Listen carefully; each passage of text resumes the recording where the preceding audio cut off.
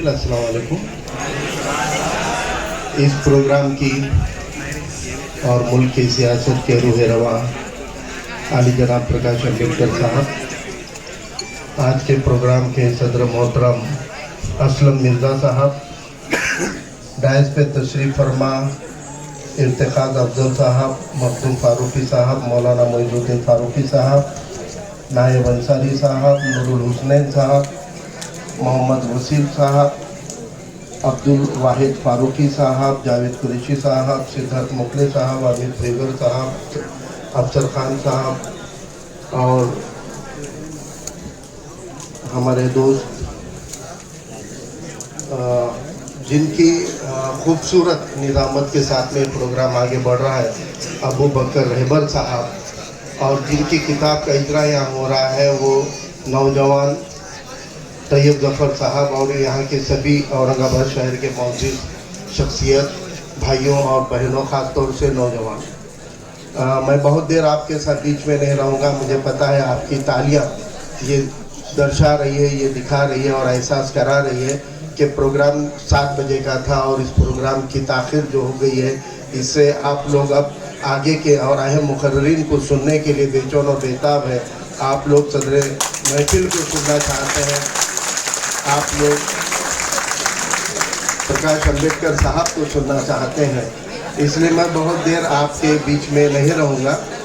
लेकिन एक दो चीज़ें हैं जो कि एक किताब का यहाँ पर जो इजरा होने जा रहा है, एक किताब की लॉन्चिंग होने जा रही है, तो आमतौर पे ये देखा गया है कि आज हमारी जो कौम है, ख़ास तौर से अक़लियती मुसलमानों को इस मुल्क के अंदर सबसे ज़्यादा मजलूम कौम के तौर पे देखा जा रहा है। और गुज़िश्ता 20 से 30 सालों के जो वारदात है, मैं खाली ये 2014 के बाद का नहीं मानता हूँ, लेकिन पिछले 30 से 40 साल का जो अरसा रहा है, इसने ये साबित कर दिया है कि मुसलमान इस कौम के अंदर बहुत बड़े मजलूम तबके के तौर पे उभर रहे हैं। जब सेक्युलर जमातें भी यहाँ पे हुकूमत करती थी, तब हमको ISI एजेंट से लेकर दहशतगर्द तक स्टैम्प करने का काम किया जाता था। हमारे यहाँ पर मुल्क के अंदर कि जितने भी अलग अलग टाइप के हमारे ऊपर जो जुल्म है, मैं उसकी पूरी फहरिस्त को बयान नहीं करता हूँ, लेकिन यहाँ पर ये बात हम सब मानते हैं कि आज मुल्क के अंदर एक सबसे बड़े मजलूम तबके के तौर पे मुसलमान है। कोई भी कौम मजलूम तब बनती है जब उसको जुल्म सहन करने की आदत हो जाती है, जुल्म को सहन करना उसका मिजाज बन जाता है, तब वो कौम मजलूम बन जाती है। लेकिन जिस कौम के अंदर लिखने वाले होते हैं, जिस कौम के अंदर बोलने वाले बेबाक लोग होते हैं, वो कौम कभी भी मजलूम नहीं होती है।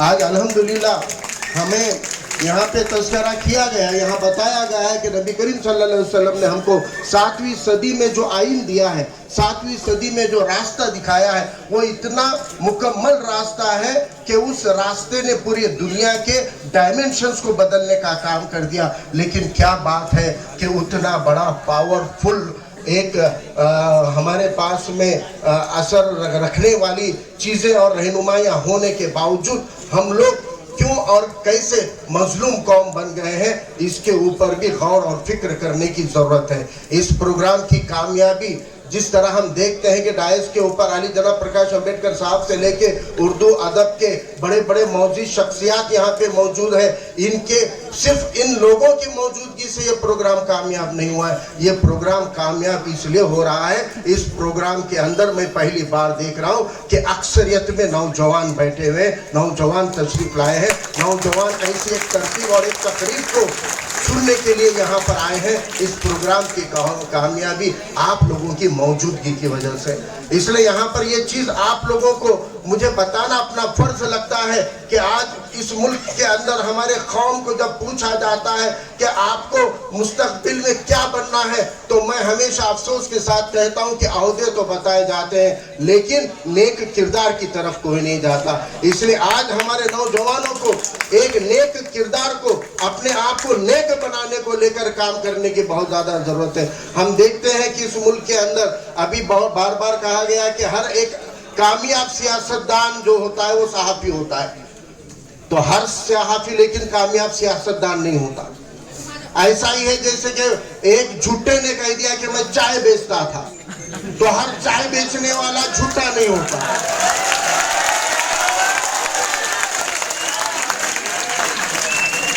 اب ہم کو بھی ان چیزوں پہ غور کرنا پڑے گا. اٹھ کے کسی بھی پترکار کو لیڈر نہیں بنا سکتے ہم, نہیں بنا سکتے. آپ کی محبتوں نے اور علی جناب پرکاش امبیڈکر صاحب کے ان کوششوں نے الگ الگ تجربے کیے. سب لوگ توقع جتا رہے ہیں, پرکاش امبیڈکر صاحب سے توقع جتا ہے. انہوں نے ہماری توقع کے مطابق ہر ختم پہ کام کیا ہے. کہا گیا ہے کہ ایک طیب ظفر آپ کے گود میں ڈالا گیا ہے. پرکاش امبیڈکر صاحب نے کوئلے کو ہیرا بنایا ہے. کا دمخم رکھتے ہیں, لیکن تاج کے اندر طاقت ہے کیا؟ اس ہیرے کو اپنے اندر مرنے دینے کے اور سنبھال کے رکھنے.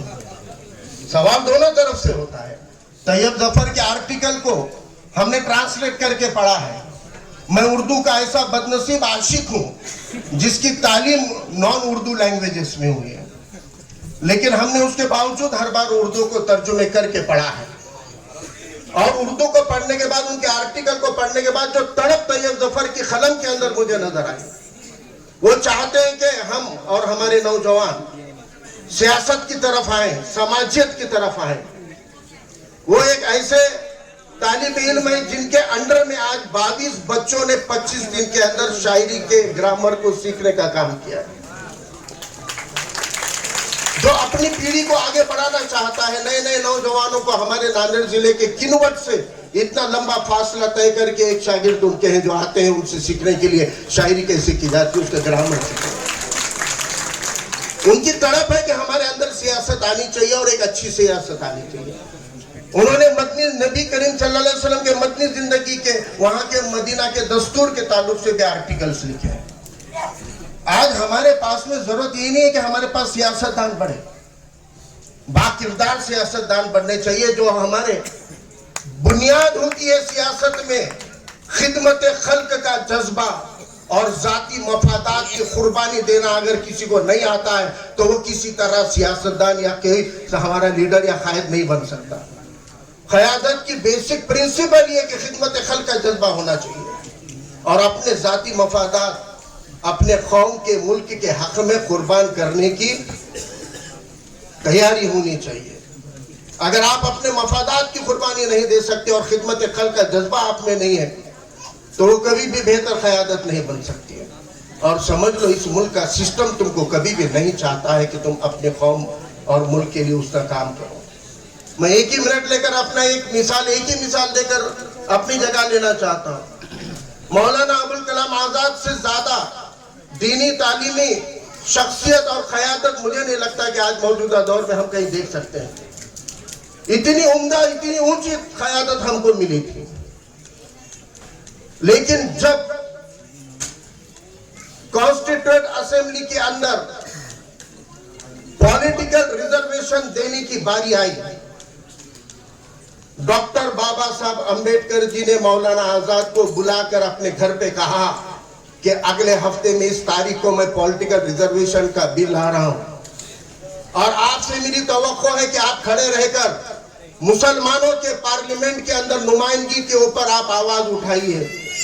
آپ کے اس کیوری کو مدعا بنا کر میں کانسٹیٹیوشن کے اندر مسلمانوں کے پولیٹیکل ریزرویشن کی گارنٹی لوں گا. مولانا آزاد نے سارے مدعے ساری ڈسکشن کر کے چلے گئے. جس دن کانسٹیٹیوٹ اسمبلی کی میٹنگ تھی, اس دن میٹنگ سے پہلے مولانا ابوالکلام آزاد صاحب وہاں پر موجود تھے, لیکن جب میٹنگ شروع ہو گئی تو مولانا ابوالکلام آزاد اس میٹنگ میں شریک نہیں تھے. ڈاکٹر بابا صاحب امبیڈکر نے 1956 میں محمد علی روڈ پر اپنے تقریر میں کہا, جو مہاراشٹر سرکار کے doctor Ambedkar thoughts and speeches کی کتاب کے اندر چھپی ہوئی تقریر ہے بابا صاحب کی. بابا صاحب نے کہا کہ تم مولانا آزاد کو مسلمانوں کا نیتا مت مانو. اگر وہ مسلمانوں کے نیتا ہوتے تو اس دن کانسٹیٹیوٹ اسمبلی کے اندر مولانا آزاد ریزرویشن کا مدعا رکھ دیتے تو مسلمانوں میں تمہارے کو سیاسی ریزرویشن دے سکتا تھا, دینا چاہتا تھا.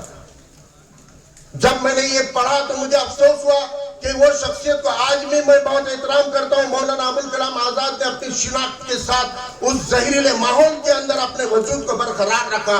اس لوہا صفت شخصیت کے بارے میں جب یہ بابا صاحب کی تقریر پڑھی تو لگا کہ یہ ایسے کیسے ہو سکتا ہے.